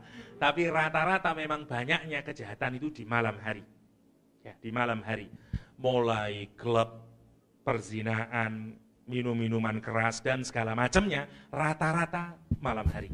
Karena itu kita mohon perlindungan min syarri ghasiqin idza waqab. Ya, idza waqab. Ketika malam gelap gulita, ketika malam telah masuk. Karena itu kita mohon. Bahkan Rasul menyatakan, kalau engkau tahu apa yang aku tahu, maka tidak mungkin kita mengeluarkan anak-anak kita di malam hari. Karena itu orang-orang dahulu, kalau menjelang maghrib, wes bingung anaknya, suruh masuk dalam rumah, suruh pulang. Yang menarik. Karena jin ngumpul dan segala macamnya. Ya. Bahkan sebagian ulama-ulama sekarang menyatakan hatta jin itu nanti bisa bersembunyi di awal-awal mulai maghrib, menjelang maghrib, di mana-mana, termasuk di hewan, di segala macamnya, karena dia bersembunyi di tempat-tempat yang kotor dan segala macam. Karena itu kalau kita nyetir, katanya sebagian menyatakan tidak boleh kenceng-kenceng sampai bisa nabrak, karena itu bisa nabrak mungkin di hewan yang ada jinnya dan segala macamnya di awal-awal malam.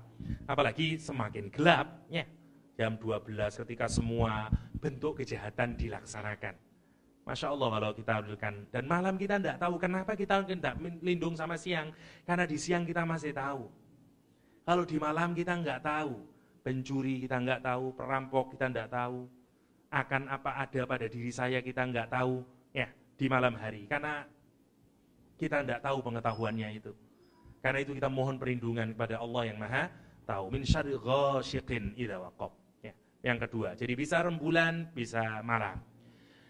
Yang ketiga, min syarrin naffatsati fil 'uqad. Yang menarik jangan perhatikan. Semua dibikin umum. Nah, di dalam bahasa Arab ada namanya nakirah, ada namanya ma'rifat. Oke? Min syarri ma khalaq, nakirah. Umum, ma, sesuatu. Makhluk, pokoknya. Umum, tidak tertentu. Oke? Min syarri ghasiqin idza waqa. Juga dibikin umum. Ya. Maksudnya, dia dibikin umum artinya tidak semuanya. Kalau dibikin umum berarti tidak semuanya, cuman sebagian dari malam. Aku mohon perlindungan dari kejelekan yang ada di malam. Apakah semua malam itu jelek? Tidak. Karena itu dibikin umum. Karena itu ada malam yang baik atau ada juga ciptaan Allah yang baiknya. Apa tidak? Seperti yang saya jelaskan tadi, istri pasangan kita bisa jadi baik, bisa jadi jelek. Karena itu tidak semuanya jelek. Karena itu disebut dengan umum. Yang kedua, ghasyik juga disebut dengan umum karena tidak semua malam jelek. Ada malam yang baik. Sepertiga malam ketika Allah turun ke langit dunia, bahkan menawari siapa yang mau meminta kepadaku, mintalah, pasti aku ijabah. Siapa mau memohon ampunan dosa, mohonlah karena aku akan mengampuni. Misalnya di dalam hadis. Ya, bahkan kita disuruh di sepertiga malam kita diminta untuk beristighfar kepada Allah Subhanahu wa taala. Ya, wal mustaghfirina bil ashar. Misalnya Al-Quran menyatakan baik, bahkan itu tempatnya orang-orang soleh bercengkrama memuja kasihnya dengan Allah Subhanahu wa taala. Kalau kita lihat, itu yang menarik. Atau ada Lailatul Qadar. Ya, ada malam nisfu Sa'ban misalnya, yang semuanya malam-malam mulia. Malam-malam mulia yang untuk menunjukkan betapa tidak semua malam itu jelek karena itu dibentuk umum. Tapi yang menarik, an-nafathat dikasih al oleh Allah. Ya, beda sendiri itu. Kalau yang hasidin idza hasad. Tapi kalau ini enggak, min sarrin nafathati fil uqad. Dikasih al oleh Allah.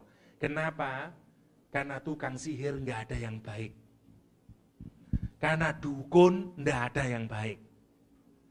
Karena itu bahkan semua dukun jelek. Semua dukun jelek. Kalau baik, kiai. Ya. Lah orang Jawa ini agak susah antara dukun sama kiai. Ya. Apalagi kalau dua-duanya, kiai dukun, nah tambah susah. Ya. Tapi yang jelas, semua yang berkaitan dengan perdukunan dia jelek. Karena itu Allah ngasih al di ayat ini untuk menunjukkan semuanya jelek. Apa maknanya? An-nafathat. An-nafathat, kalau Al-Harari di sini menggunakan kata, ada mirip beberapa kata tapi maknanya sedikit beda dalam bahasa Arab. Ya, ada nafakho, ada nafasa pakai sin, ada nafasa pakai sa. Ya, pakai sa. Bedanya apa? Bedanya gini.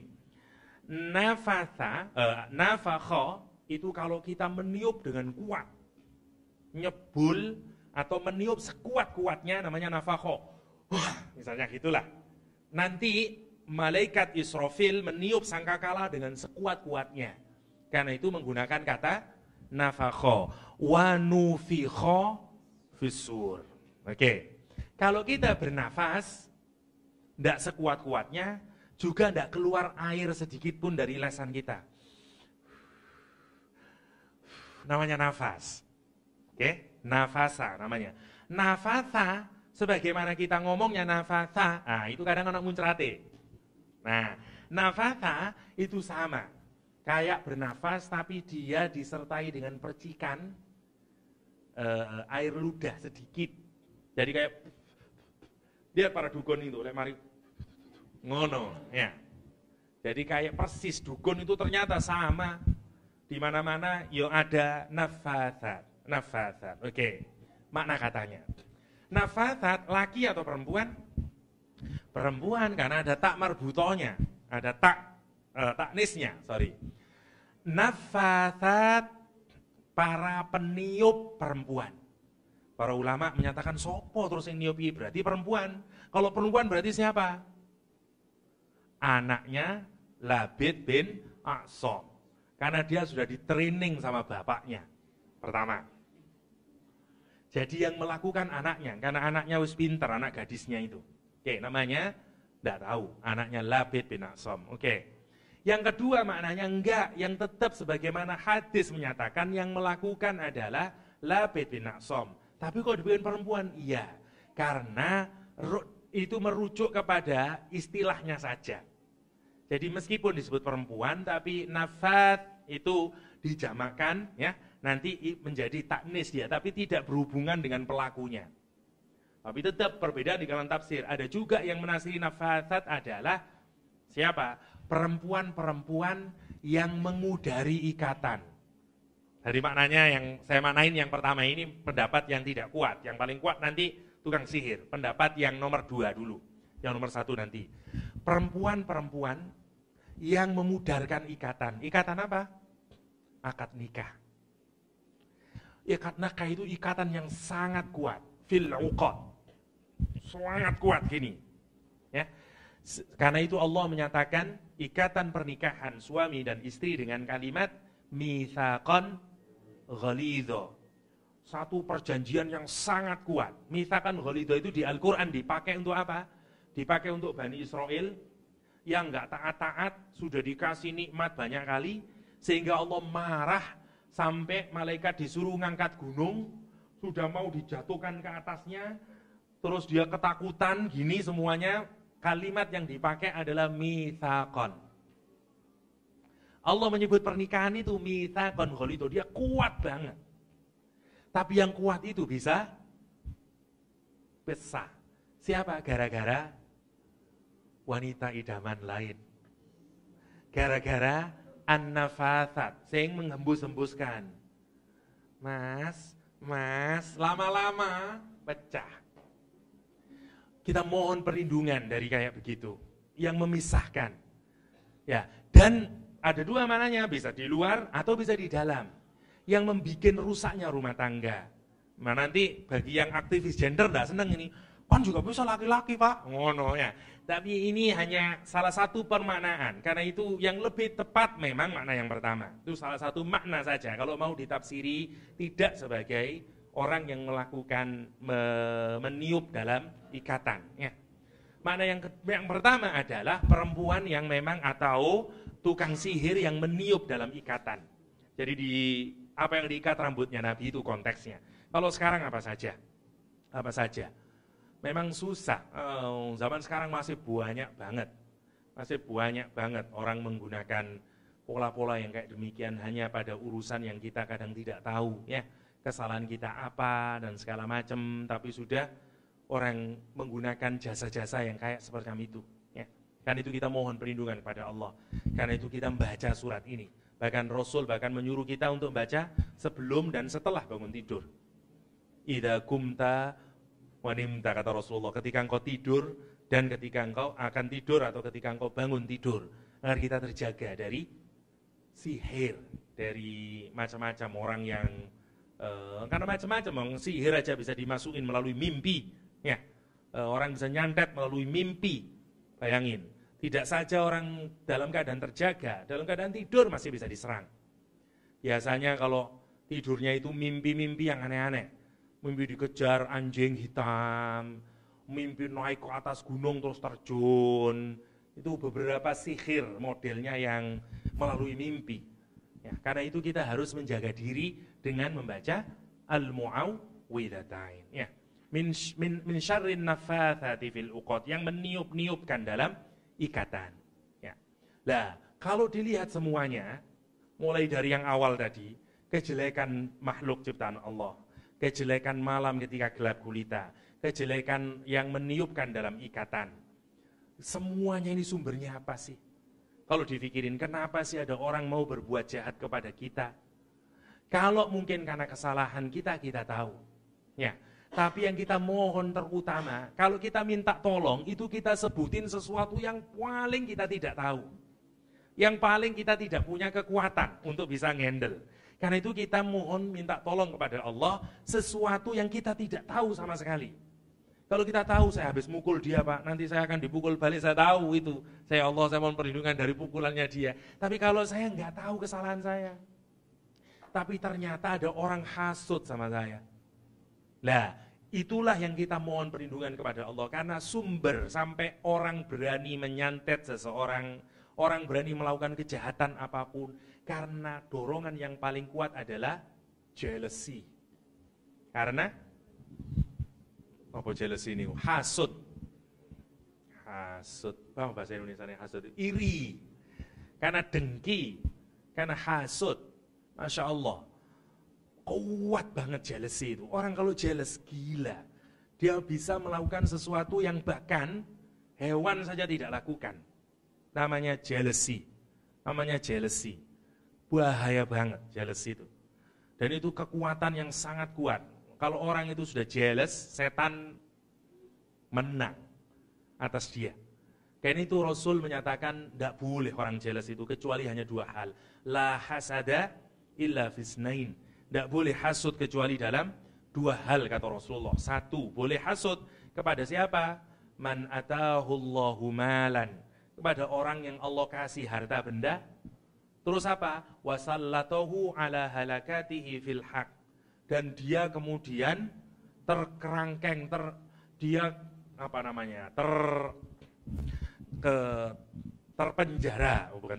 terbelit untuk menghancurkan hartanya. Kalimatnya menarik, saya terjemahkan literer. Maksudnya, orang dikasih harta, dia itu sampai kepinginnya cuma ngabisin hartanya. Fil haq, untuk sedekah. Kalau ada orang kaya raya, dan dia kepingin ngabisin uangnya terus, ini, untuk ini, iri ya. Kalau untuk orang yang kayak begitu, hasuto sama orang kayak begitu itu.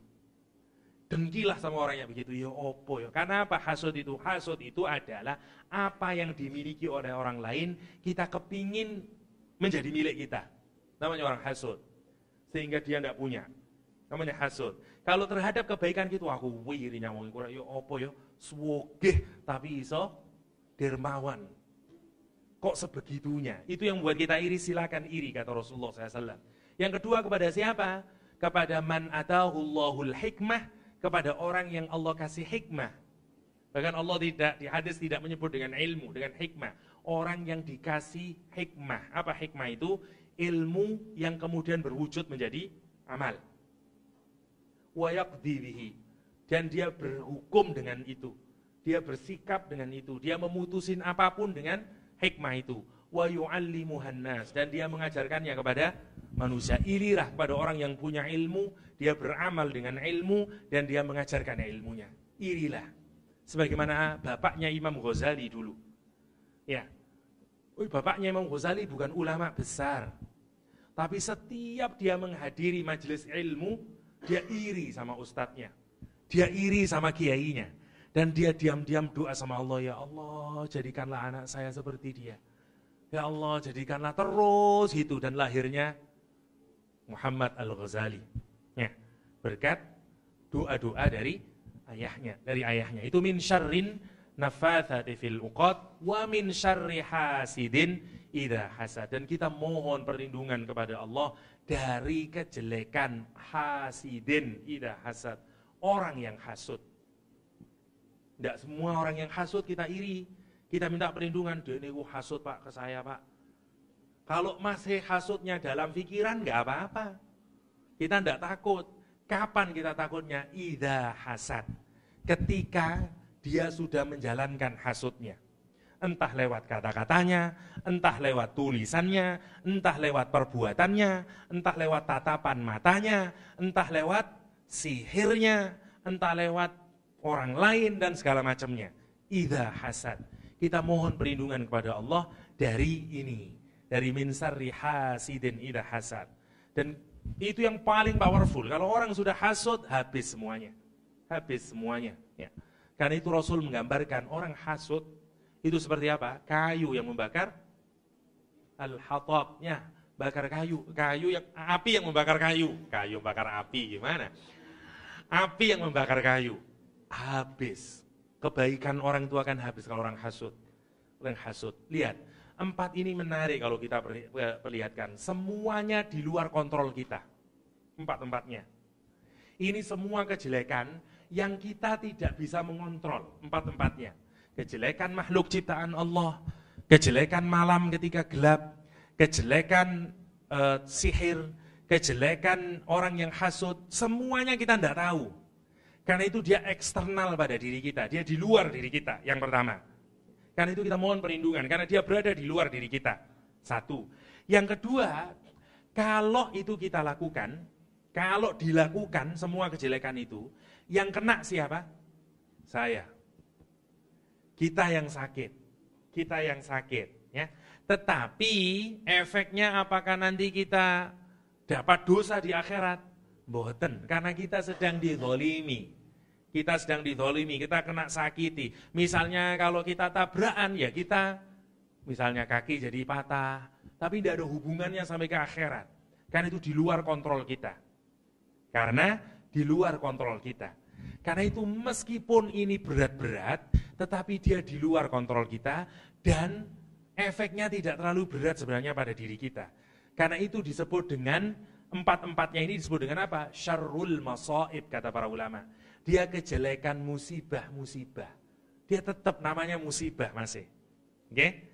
Kalau itu menimpa diri kita, sebagai orang muslim disebut dengan musibah. Jadi kalau mau disederhanakan, Al-Falaq, kita mohon perlindungan dari apa? Musibah. Terutama musibah yang kita tidak tahu. Sementara di An-Nas nanti, dari mana penyakitnya atau musuhnya ada di mana? Bukan di luar diri kita musuhnya, di mana? Di dalam diri kita sendiri. Setannya ada di dalam diri kita. Yang bisikin kita. Kalau kita menjalankan, siapa yang bersalah? Bukan setannya yang bersalah, kita yang bersalah. Sehingga kalau sampai kita menjalankan, namanya bukan musibah, tapi aib. Karena nanti kita dituntut pertanggungjawabannya sampai ke akhirat sana. Maka yang rugi tidak hanya kita waktu di dunia, tapi nanti sampai ke akhirat. Kalau yang tadi enggak, karena dia musuhnya di luar sana. Dan kalau musuh itu mengenai saya enggak bertanggung jawab. Yang bertanggung jawab siapa? Mereka yang melakukan kejelekan. Saya hukumnya musibah. Kalau saya sabar, saya dapat pahala. Tapi tetap, saya mohon perlindungan agar saya dijauhkan dari musibah itu. Saya dilindungi dari musibah itu. Oke. Sementara kalau yang ini, kalau surat An-Nas nanti kalau kita bahas, musuhnya setan, waswasahnya setan, min syarril waswas sil khannas. Karena dia membisikin kita terus menerus sehingga kita akhirnya mengikutin. Begitu kita melaksanakan perbuatan itu, maka itu menjadi bukan musibah dari kita, tapi menjadi nopo? Aib. Karena itu di An-Nas disebut dengan syarrul ma'ayib, dengan kejelekan aib diri. Kalau orang banyak aib dirinya, kemana juntrungannya? Nerakanya Allah Subhanahu wa ta'ala. Karena itu dia lebih jelek. Karena yang di sini hanya berkenaan dengan kehidupan kita di dunia. Meskipun berat. Tapi musibah itu bukan kita mau minta dari Allah Subhanahu wa ta'ala. Karena musibah Allah yang menjadikannya. Allah yang menentukannya semuanya. Karena itu kita mohon perlindungan kepada Allah Subhanahu wa ta'ala. Karena itu sabar ada 3 modelnya. Satu, sabar ketika kita menjalankan ketaatan kepada Allah Subhanahu wa ta'ala, sabar di dalam kita menjauhi larangan Allah Subhanahu wa ta'ala, dan yang terakhir sabar menerima musibah dari Allah Subhanahu wa ta'ala. Lah, sebelum menerima musibah, karena hidup selalu ada musibah, tapi kita mohon terutama musibah-musibah yang besar yang kita enggak tahu. Karena itu kita disuruh membaca Qul a'udzu birabbil falaq. Qul a'udzu birabbil falaq min syarri ma khalaq wa min syarri ghasyiqin idza waqab wa min syarri nafatsati fil 'uqad wa min syarri hasidin idza hasad. Ya. Kira-kira itu sebagai pengantar. Monggo menawi kalau ada yang dipertanyakan saya persilahkan.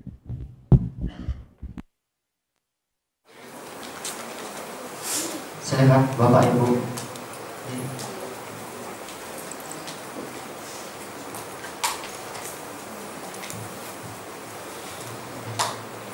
Assalamualaikum Ustaz. Mohon maaf sebelumnya saya ini keluar dari topik pertanyaannya. Soal malam Saban itu apa ada amalan-amalan tertentu yang harus dikerjakan? Soalnya di daerah masjid saya ada kayak dia suruh baca Yasin kayak bla dan ngakuin sholat badiah beberapa kali. Nah, terima kasih. Bismillahirrahmanirrahim.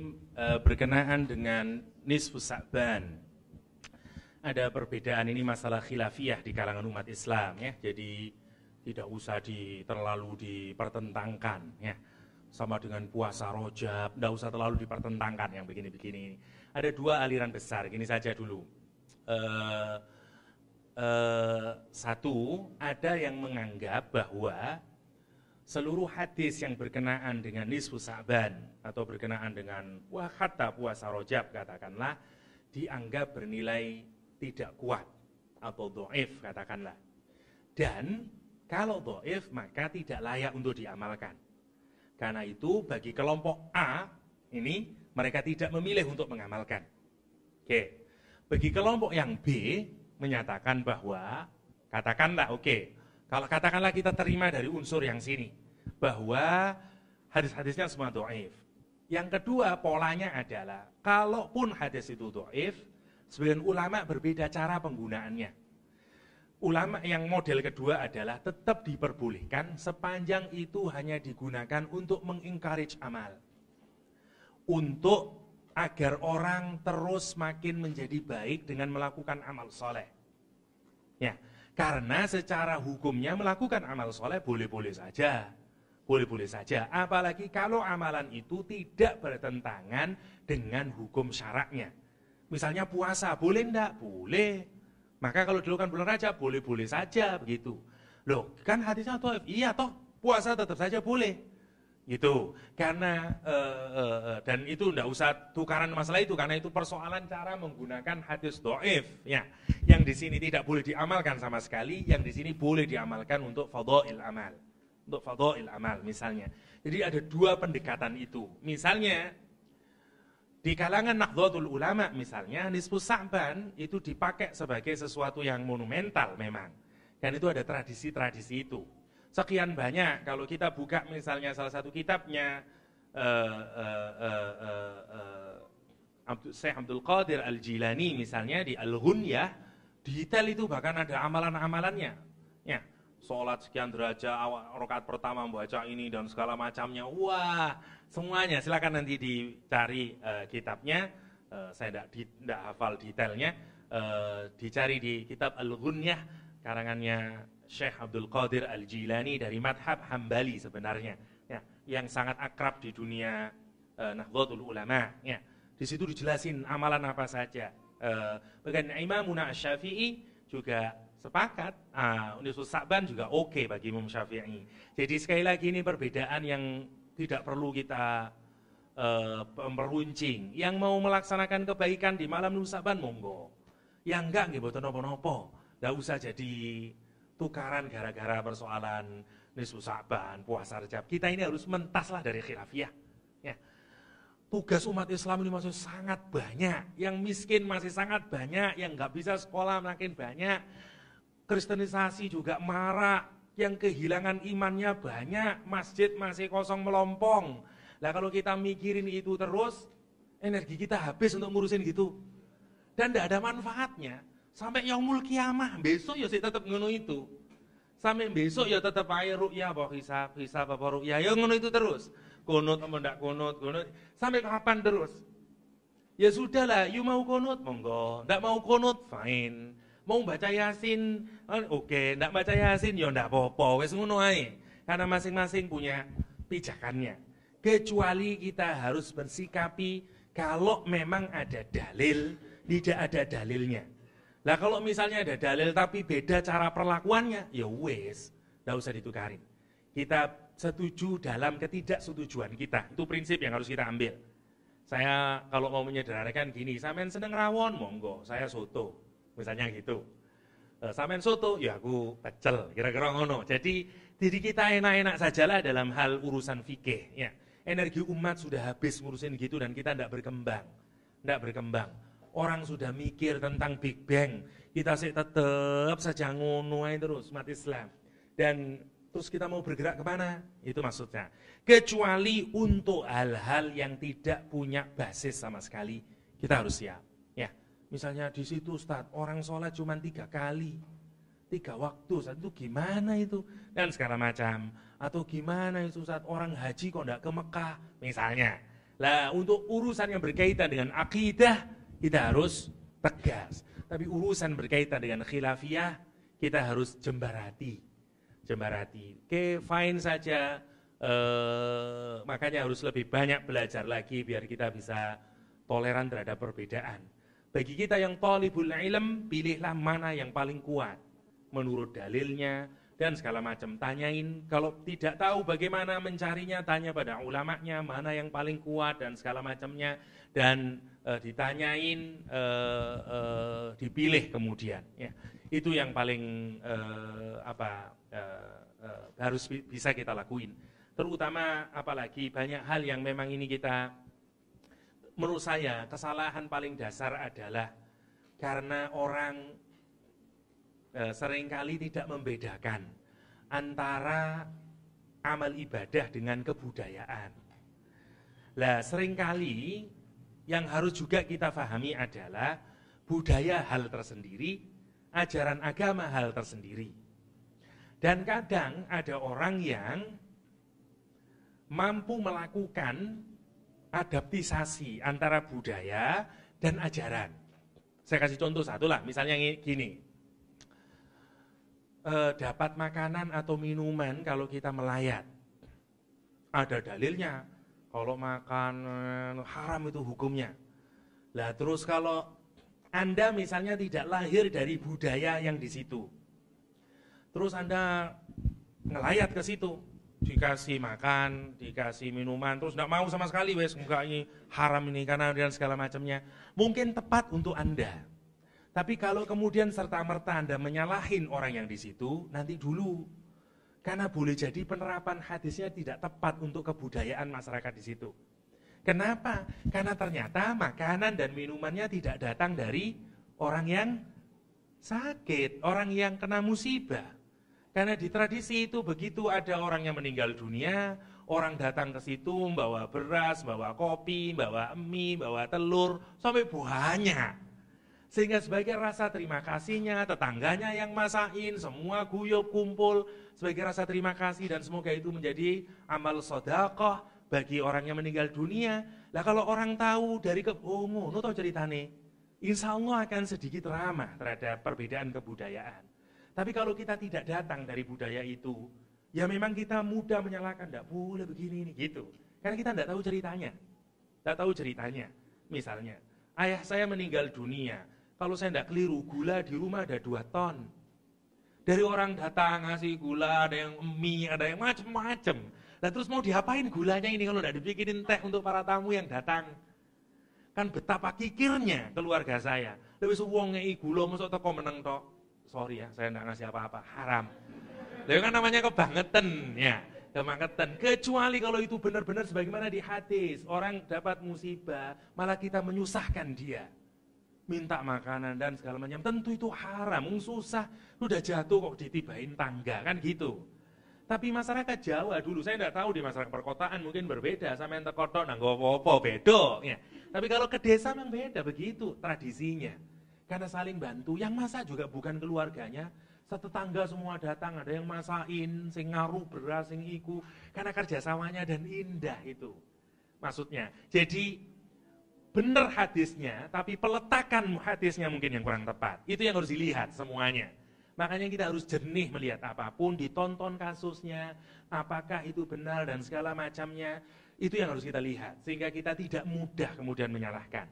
Tapi tentu saja kalau ada keluarga yang miskin, tidak ada orang tidak ngasih, kita datang malah kita menyusahkan dia, malah ndira umbiane rek dan segala macamnya nyusahin, tentu itu salah. Hatta jangankan tidak usah pakai dalil, pakai akal sehat saja salah. Pakai akal sehat saja salah. Itu yang menarik untuk kita renungkan, dari ada caranya sendiri. Hadis itu sendiri, penerapan hadis itu juga punya ilmunya sendiri. Istimbat hukum juga punya ilmunya sendiri. Sehingga kita tidak mudah menyalahkan satu sama lain. Ya, mari cari kebersamaan, cari titik temunya. Karena kita ini udah habis energi kita, ya, dari dulu, ya. Kembali kepada Quran, makin banyak belajar terus, tidak cepat-cepat nyalain orang, sikap positif kepada sesama orang muslim, ya, karena semuanya saudara kita, sesama Islam, ya, sesama Islam. Kira-kira begitu jawaban singkatnya. Kalau gimana ditutup? Sudah 10.30, semoga ada manfaatnya dan semoga sekali lagi kita diberikan kemudahan oleh Allah SWT untuk makin menikmati Al-Quranul Karim, bisa mentadaburi Al-Quranul Karim, dan semoga kita diberikan perlindungan oleh Allah SWT min syarri ma khalaq wa min syarri ghasikin idza waqab wa min syarri nafatsati fil uqad wa min syarri hasidin idza hasad. Kita dilindungi sehingga kita makin dekat kepada Allah, kuat iman kita, makin mencintai Al-Quran dan sunnah Rasulullah SAW. Amin Allahumma amin. Allahumma salli ala Muhammad wa ala ali Sayyidina Muhammad. حمدا حامدين حمدا شاكرين حمدا يوافي نعمه ويكافئ مزيده يا ربنا لك الحمد كما ينبغي لجلال وجهك الكريم وعظيم سلطانك اللهم اجعل القرآن ربيع قلوبنا ونور صدورنا وجلاء أحزاننا وذهب همومنا وهمومنا ربنا آتنا في الدنيا حسنة وفي الآخرة حسنة وقنا عذاب النار وادخلنا الجنة مع الأبرار يا عزيز يا غفار يا رب العالمين والسلام عليكم ورحمة الله وبركاته.